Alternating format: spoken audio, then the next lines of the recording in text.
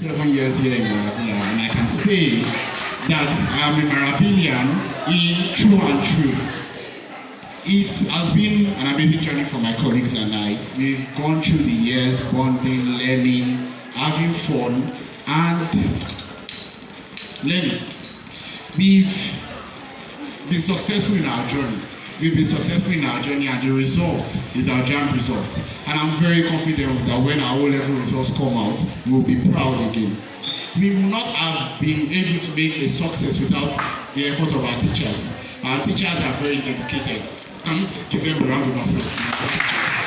They are a very dedicated workforce. Miss Kenny, Mr. Taiwo, the Jesuit have mentioned most of their names already, so I won't be boring you with that. But they are a very dedicated workforce. I remember Miss Kenny came a night to teach us from that night to the midnight. When there was this school on that day, that level of dedication, I don't think you get in another school. That's what we offer here in Maravilla. We have gained from it. Our teachers have nurtured us to a level where we can go outside, present ourselves, talk to everyone, and they'll know that yes, you went through school, and school went through you, not that you only went through school. And we are very thankful for that. We also like to thank the school management for their continual support. Mr. Okoefa, the principal, is like a father figure to all of us. His door is open every time. Almost every day we SS3 have meetings in his office, and whatever we decide at those meetings, he makes sure that they are implemented, and for that he has been a crucial person to our success story. We thank you, sir. Also, the school founders, Mr. and Mrs. Aluko, you are exceptional. We thank you for the provision of everything we needed to excel. The chairman already said in his address, but I would like to say that story again. There was a day we had some issues, and then we decided that, okay, let's go to the school management. We wrote a letter, and then we presented it to them, and they just said something. They just said, don't worry, we'll work on it. Before we got back to the hostel that day, everything was solved, nothing else. We thank you for your dedication to ensuring that we are better people.